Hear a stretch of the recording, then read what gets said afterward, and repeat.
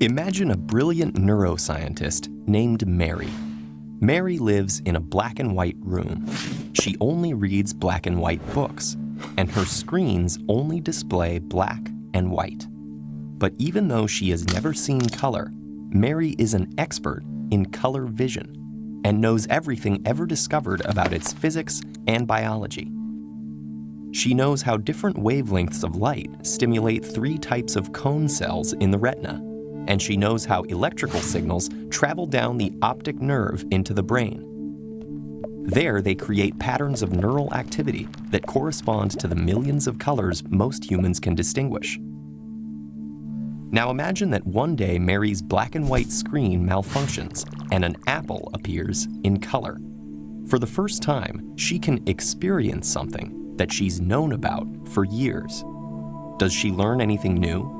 Is there anything about perceiving color that wasn't captured in all her knowledge?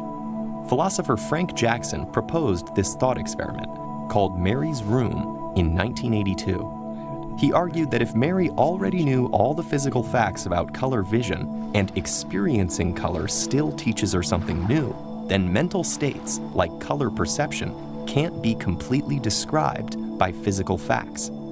The Mary's Room thought experiment describes what philosophers call the knowledge argument, that there are non-physical properties and knowledge which can only be discovered through conscious experience. The knowledge argument contradicts the theory of physicalism, which says that everything, including mental states, has a physical explanation. To most people hearing Mary's story, it seems intuitively obvious that actually seeing color will be totally different than learning about it. Therefore, there must be some quality of color vision that transcends its physical description. The knowledge argument isn't just about color vision. Mary's Room uses color vision to represent conscious experience. If physical science can't entirely explain color vision, then maybe it can't entirely explain other conscious experiences either. For instance, we could know every physical detail about the structure and function of someone else's brain, but still not understand what it feels like to be that person. These ineffable experiences have properties called qualia, subjective qualities that you can't accurately describe or measure. Qualia are unique to the person experiencing them, like having an itch, being in love, or feeling bored.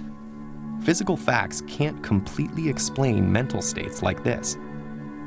Philosophers interested in artificial intelligence have used the knowledge argument to theorize that recreating a physical state won't necessarily recreate a corresponding mental state. In other words, building a computer which mimicked the function of every single neuron of the human brain won't necessarily create a conscious computerized brain.